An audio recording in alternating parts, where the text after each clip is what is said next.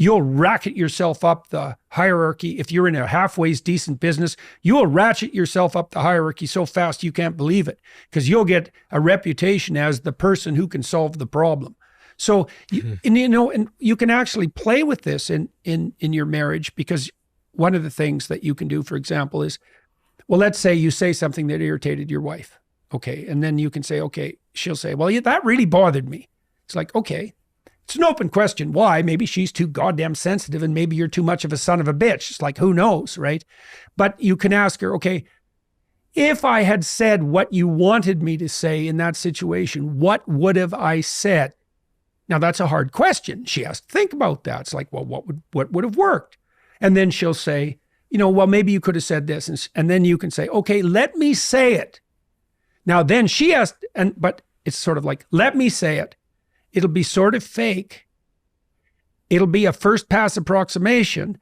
You're putting words in my mouth, but let's assume that I'm trying to do something better stupidly and badly to begin with, with an eye to mastering it over 50 repetitions. Mm-hmm. So, but I'll start by just saying it. So she'll tell you what to say and you can say it. Now, if you're absolutely 100% unwilling to say it because you think it violates your conscience, that's a whole different issue. That means there's a deeper discussion to be had. But maybe you could try it. You could try it out for size. And maybe she could see if that sort of satisfied her. And now you've got a rubric for how that interaction might go in the future. Let's make it concrete. You come home at the end of a workday. Okay. There's a right way of doing that you have to negotiate with your wife. Maybe she rushes to the door and meets you with all the problems of the day. Okay, that's probably not a great strategy, because you're already up to here, you're tired. So is she, likely, from whatever she was doing. Maybe she was at work too. You can't meet each other when you're both tired every single day for the rest of your life with nothing but a ball of problems. Partly because if you do that 50 times, you're going to view the person as just a bunch of snakes that are coming at you. That's not good. Even if the problems that are being pointed to are real, you might think, okay, so you come home after work. What would be the best way for that to unfold? And you have to negotiate that. And I would say, let's parameterize that a bit. You're probably hungry. Well, you don't want to talk to someone. This is another great rule. Don't talk to your partner about something complicated when they're hungry.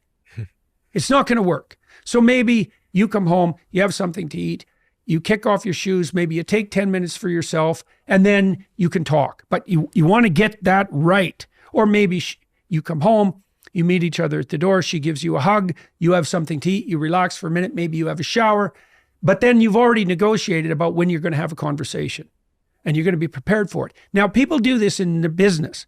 You don't just randomly discuss a bunch of problems at your business if it's running reasonably well. You have a meeting, it's parameterized. You kind of have an agenda. You have to do that at home. You have your home is also a small business, and it has to be run like that. And you have to spend 90 minutes, at least 90 minutes a week with your wife just running the damn business. And I can tell you, if you don't do that, you'll never get to the play, ever. Because maybe you'll be romantically interested in each other and you want to spend some time together, but there's a bunch of problems brewing, and your wife will definitely this will absolutely happen, is that when you're trying to be interested in each other, these things will come into her mind and distract her, and she'll bring them up. And then you'll get pissed off because it's like, well, we're supposed to be having fun at the moment. We're supposed to be attending to each other. Why are you bringing that up? And the answer is, well, we're together and these are problems. We haven't set aside time to deal with them. The reason you should listen to your wife is because if you listen to her enough, she'll tell you what's wrong and what she wants. And then you can fix what's wrong and you can give her what she wants. In your practice, have you ever encountered those holes in the bedroom, those childhood traumas that you realized at some point when you stared into the patient's eyes, they could never solve? Yes. Yes. Yeah. A bottomless abyss. Yeah. It's awful. Yeah, I was in situations where, I'd get to the bottom of it, I thought, and then it was like Dante's Inferno, for everyone who is listening, you should read that book. Dante's Inferno is a topography of hell.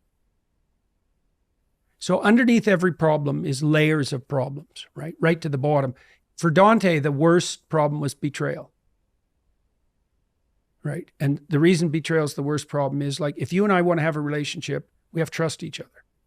And betrayal is the violation of the trust upon which relationships are predicated. So it blows apart everything. So the lowest level of hell for Dante, the bottom of hell, was filled with betrayers. And that's right. That's childhood sexual abuse. Like, it's the ultimate.